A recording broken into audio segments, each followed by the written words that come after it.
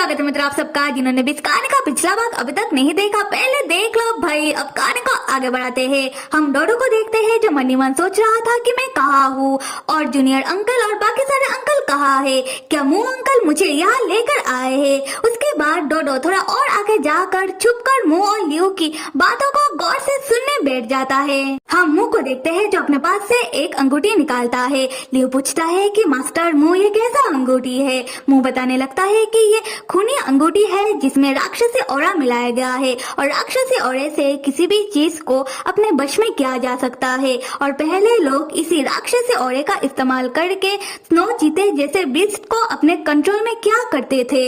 और अगर इसमें थोड़ा इंसानी खून मिलाया जाए तो इसे स्पिरिचुअल बनाकर इस्तेमाल किया जा सकता है। और अगर कोई इस राक्षसी ऑरे को धारण करके सही तरीके से कल्टीवेशन कर ले तो वो इस दुनिया का सबसे शक्तिशाली कल्टीवेटर बन सकता है और उसका शक्तियाँ सबसे ज्यादा बढ़ जाएगा।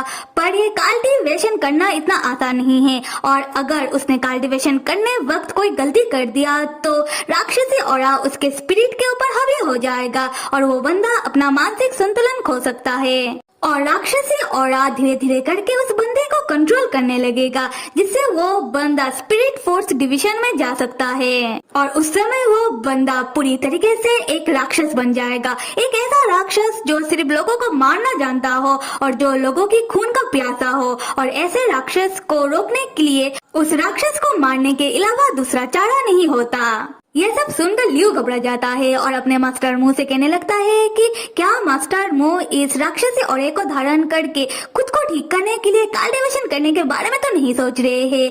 ऐसा करना बहुत ही खतरनाक हो सकता है, तो क्यों ना वो लोग डोडो को मारकर डोडो के अंदर से मुंह की जादुई राक्षसी मणि को ले ले। ऐसा करने से मास्टर मुंह ठीक हो जाएंगे और वो दुनिया में सबसे शक्तिशाली राक्षस बन जाएंगे। तब हम डोडो को देखते हैं जो ये बातें सुन लेता है और चुपचाप उधर से भागने लगता है अपने मन ही मन ये कहते हुए कि क्या अंकल मुंह मुझे मारना चाहते हैं। बुरे अंकल, मुझे जल्दी ही इधर से भागना होगा और अपने पापा और दादा को ढूंढकर मैं ये बात बता दूंगा कि अंकल मुंह मुझे मारना चाहते हैं। वो बहुत ही बुरे हैं, कोई जरूरत नहीं है उनसे बात करने की, खास करके जूनियर अंकल को। खैर हम मुंह को देखते हैं जो लियो के ऊपर गुस्सा करते हुए कह रहा था कि तुम्हारा दिमाग तो सही है, मैंने तुमको कितनी बार कहा है कि मैं डोडो को नुकसान नहीं पहुंचाना चाहता, तो उसे मारने का सवाल तो आता ही नहीं। तो तुम जाओ अभी यहाँ से जाकर डोडो के ऊपर नजर रखो।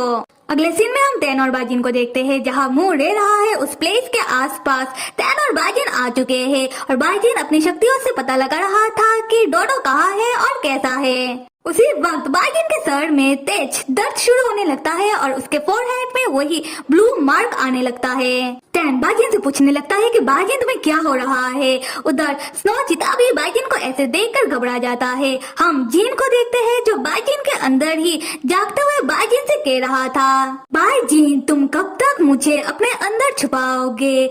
मैं ही हूँ वो जिसने उसको बनाया, मैं ही हूँ वो जिसने उसको बचाया और जो मेरा है वो मैं तुमसे लेकर रहूंगा। यहाँ हमें कुछ फ्लैशबैक दिखाया जाता है जहाँ हम छोटे टैन को देखते हैं जो मरने के कगार पर है और छोटा जीन टैन को पकड़ के कह रहा था कि छोटू से टैन तुम फिक्र मत करो, मैं हूँ ना, मैं तुम्हें बचा लूंगा, उसके बाद तुम मेरे जैसे बन जाओगे। तब अचानक जीन बाजिन के ऊपर हावी होकर टैन को जोर से पकड़ के कहता है कि टैन मुझे तुम्हें कुछ बताना है। बाजिन तब खुद को कंट्रोल करते हुए टैन से कहता है कि टैन तुम इसकी बातें मत सुनो। तब स्नो चीता अपने शक्तियों से बाजिन को होश में लाता है और बाजिन नॉर्मल हो जाता है। टैन तब बाजिन को देखकर सोचने लगता है कि अभी अभी जो भी हुआ कितना अजीब था। खैर बाजिन कहता है टैन अब मैं ठीक हूँ, बस लगातार मैंने अपनी स्पिरिचुअल शक्तियों का ज्यादा इस्तेमाल करने से मुझे थोड़ा कमजोरी हो रहा था, इसलिए मेरे अंदर का राक्षसी ऑरा जाग गया था और इसीलिए वो जिन मेरे ऊपर हावी होने वाला था। टैन कहता है ओ ऐसा किया, अगर तुम्हारा तबीयत सही नहीं लग रहा तो हम थोड़ी देर यहाँ रुककर आराम कर सकते हैं, वरना हम डोडो को कैसे ढूंढेंगे। उसी वक्त बाजिन को कुछ एहसास होता है और वो टेंशन में आ जाता है। बाजिन टैन को बताता है कि डोडो मुसीबत में है, हमें जल्दी ही डोडो के पास जाना होगा। अगले सीन में हम डोडो को देखते हैं। वो जब भाग रहा था तब दो राक्षस डोडो के ऊपर हमला करने लगते हैं, ये कहते हुए कि यही है वो बच्चा जिसके अंदर राक्षसी जादुई मणि है, उस बच्चे से हम उस मणि को छीन लेते हैं। तब बाइजिन की बनाई हुई बैरियर डोडो के आसपास एक्टिव होकर डोडो को प्रोटेक्ट करने लगता है। हम डोडो को देखते हैं जो बैरियर के अंदर खड़ा होकर कहने लगता है कि तुम दो बेकार के राक्षस हो, ये सब करना बंद करो क्योंकि कोई फायदा होगा नहीं और भागो यहाँ से। अगर मेरे पापा और दादा को पता चल जाए कि तुम दोनों मेरे ऊपर हमला कर रहे हो तब वो दोनों तुम दोनों को कचूमर बना देंगे। तब एक राक्षस डोडो को बताने लगता है कि उन लोगों को पता है कि डोडो तैन का बेटा है और डोडो का अपहरण मुंह ने किया है। अगर वो दोनों अभी डोडो को मारकर उसके अंदर से जादुई राक्षसी मणि को ले भी ले तब कोई भी उन दोनों के ऊपर शक करेगा नहीं क्योंकि सब शक करेंगे मुंह के ऊपर। तब अचानक दूसरा राक्षस कहने लगता है कि ये क्या हो रहा है, मेरा शक्तियाँ काम क्यों नहीं कर रहा।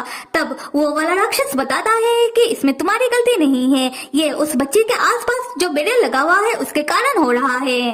तब डोडो देखता है कि उसके बैरियर में कुछ मंत्र लिखा हुआ है। डोडो जैसे ही उन मंत्रों को टच करता है उन मंत्र से एक रोशनी निकाल कर उन राक्षसों के ऊपर हमला करने लगता है। ये देखकर डोडो को बहुत ही मजा आता है और वो बार बार उन मंत्रों के ऊपर टच करने लगता है जिससे उन दो राक्षसों को बहुत ही चोट लगता है। पर ये दोनों राक्षस इतने ढीठ है कि हार मानने के लिए तैयार ही नहीं थे। तब हम लियो को देखते हैं जो दो राक्षसों को डोडो के ऊपर हमला करता हुआ देख रहा था और अपने मने मन कह रहा था कि मास्टर मुंह ने मुझसे कहा कि मैं डोडो के ऊपर नजर रखूं तो मैं नजर रख रहा हूँ, इससे ज्यादा मैं कुछ नहीं करूँगा। और अगर वो दो राक्षस डोडो को मार देंगे तो अच्छा ही होगा, ऐसा करने से मास्टर को बुरा तो नहीं लगेगा कि उन्होंने डोडो को मारा है।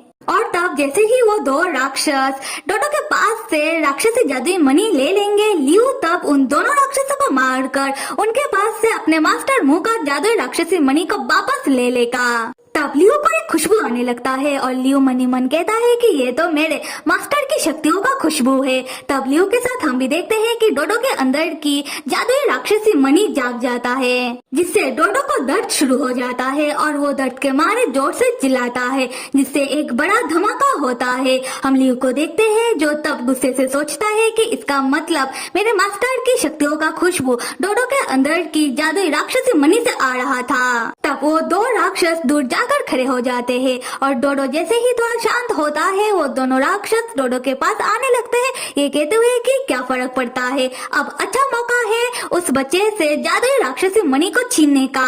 हम डोडो को देखते हैं जो उन दोनों राक्षस को उसके नजदीक आता हुआ देखकर वो बहुत ही घबरा जाता है। लियो ये सब देखकर कुछ नहीं करता बल्कि अपने मनी मन ये कहते हुए जाने लगता है कि डोडो अभी तो तुम्हें सिर्फ भगवान ही बचा सकता है। ऊपर से जो बैरियर बाइजिन ने डोडो के लिए बनाया था वो धमाके के कारण टूट चुका है।